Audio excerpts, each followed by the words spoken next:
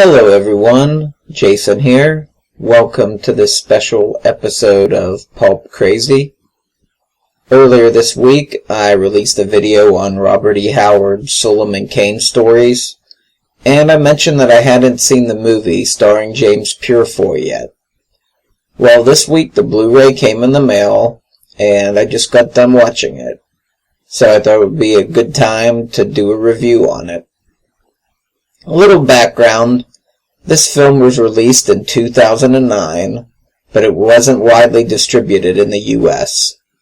The film was written and directed by Michael J. Bassett and takes the approach of an origin story, rather than adapting any specific Solomon Kane tales written by Robert E. Howard. Depending on how much of a Robert E. Howard purist you are, that could be either a good thing for this film or a bad thing. This film is all about setting up Solomon Kane to be the character we read about in the original Robert E. Howard tales. None of the original Howard stories go into Kane's origin. As a matter of fact, very little is said about his past. Basically, all that we know about him is he is driven to vanquish evil in all forms, and he is a Puritan. Some mentions of his past are in the stories, and some of the poems. He mentions a love called Bess.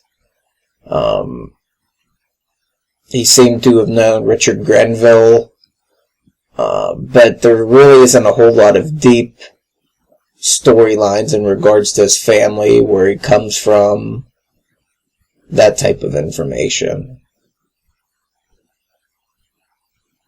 The film opens with Kane as a pirate, raiding an Arabian port city. He looks a lot like Blackbeard, who James Purefoy has also played, and he fits the part to a T. During the raid, he is separated from his crew while storming the keep to obtain its treasure.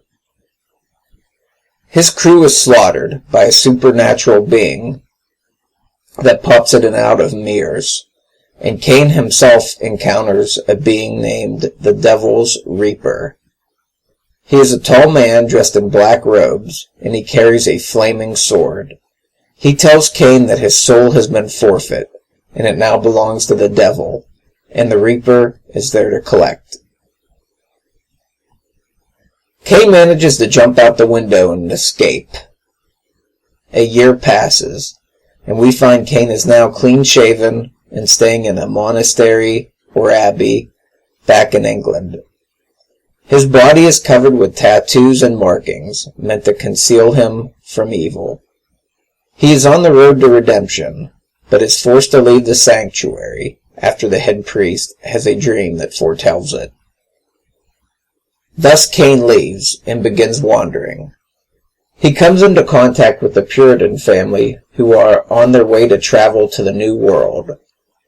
Kane joins them on their journey across the countryside after they find him unconscious. He's unconscious because he refused to fight highway bandits who were robbing him. From this point on, Kane travels with the family until he is forced to put the sword back in his hand. I don't want to go into spoilers, but he starts looking like the Solomon Kane we see, so to speak, in the Robert E. Howard novels. I should say, he looks more like the Kane we picture. Overall, I thought this was a pretty good movie. In the bonus features, Bassett stated an origin movie was part of the deal, so I can't really blame him for it. Plus, an origin story. Well, as an origin story, this isn't really that bad. Though I never pictured Solomon Kane as a pirate. I always thought his captain title came from his military days. And while the Howard purist in me wonders why they made his sash red instead of green, common sense has to say red makes for a more badass character design, I guess. You will find very little, if any, of Robert E. Howard's Solomon Kane in this movie. because he hasn't become that man yet. You might see it while he walks away during the final line of the movie, but that's about it. I don't want to say that like it's a bad thing, though, because as a movie, standing on its own, I like this movie. The movie's very nice to look at. They really brought a gothic 16th century England to life.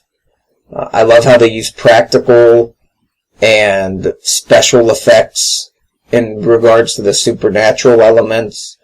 There are no shortage of supernatural creatures for Kane to battle. There's ghouls, there's a witch, a fire demon, a faceless warlord, the aforementioned Reaper, and the big bad's a sorcerer.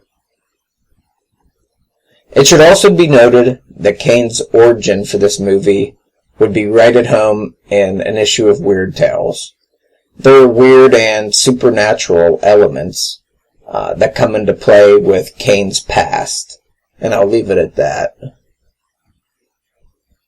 I also really liked all of the actors. I thought they did a great job. James Purefoy stands out. He makes an excellent Solomon Kane. He really looks the part. He's an intense guy, a very serious actor. He takes the part very seriously. From some of the special features, it sounded like he read all of the whole Solomon Kane stories and poems and really got into the character. I'd love to see him in a more straightforward adaptation of those stories. I also thought Rachel Hurd Wood, who played Meredith, the damsel in distress, I thought she did a great job. Playing her parents were a couple of pretty well-known character actors, Pete Postlewaite and Alice Krige. If you see either one of them, I guarantee you've seen a movie with one of them in them. They've been around for a while and they do a lot of character actor work. Just off the top of my head, Alice Krige, she was the Borg Queen in Star Trek First Contact. Pete Postlewaite, I can see his face, but I can't pin him down to one role. He's really been in a lot of different movies. And also Max von Sydow. He played Kane's father. So that was a real surprise to see him. He's not in the movie for very long, but it was cool to see him in a movie again. I also want to point out that the action scenes in this, especially the sword play, is very good. As I mentioned, Purefoy brings a real intensity to the role, and that includes the fight scenes, which are very expertly choreographed. And the Blu-ray that I bought, it's the Anchor Bay Blu-ray. It's got some great special features on it. There's a commentary by Purefoy and Bassett, which I'm really interested in listening to. From what the two say in the special features interviews they do, it sounds like they had a lot of passion for this character and project, and their hearts really were in the right place, and they just wanted to make the best movie they possibly could, given the limitations of the origin story that was placed upon them. In addition to the commentary, there's a making-of featurette. There's a cold deleted scene where Kane fights some raiders in a cave. Some really nice sword play in that. There's a behind-the-scenes look at creating the fire demon. An interview with Michael J. Bassett. An interview with James Purefoy.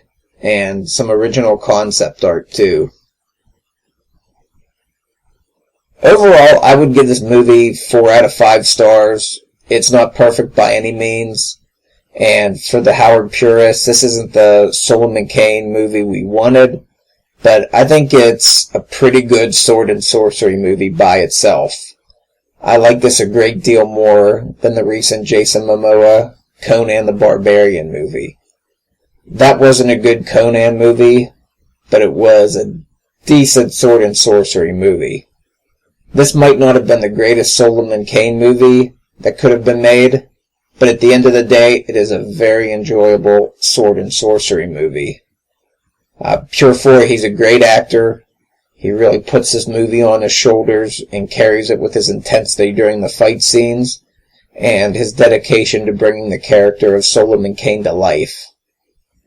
I also have to commend Michael J. Bassett for writing and directing as good of a movie as he could when he was limited with the origin stipulation. He also mentions in the special features that he stuck to his guns with the look of Solomon Kane, despite Van Helsing lifting the look years before. He wasn't afraid to come out and say, no, the look of Robert E. Howard's Solomon Kane predates Hugh Jackman's Van Helsing. And I thought that was pretty cool. I hear this is currently streaming on Netflix, so if you have that service, I wouldn't hesitate to watch it. I think you'll enjoy it. Howard Pierce might have a rough time getting through it at the beginning, but once you kind of accept that this isn't the Solomon Kane movie we wanted, but it's a Solomon Kane movie, it's in front of us, it's pretty well done, I think you'll enjoy it. I was very reluctant at first too, watching it. I was like, oh man, this doesn't feel like the Solomon Kane that I know. I don't know if this wasn't the movie I wanted, but slowly and slowly I kind of accepted it and started really getting into it and liking it. And I think you will too. The Blu-ray is on Amazon right now for around $17. I would say wait till it gets around $12 and give it a shot buying it off there if you want to own it.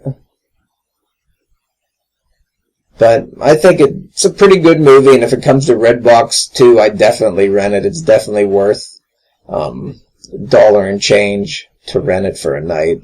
I think you'll get a lot of enjoyment out of it.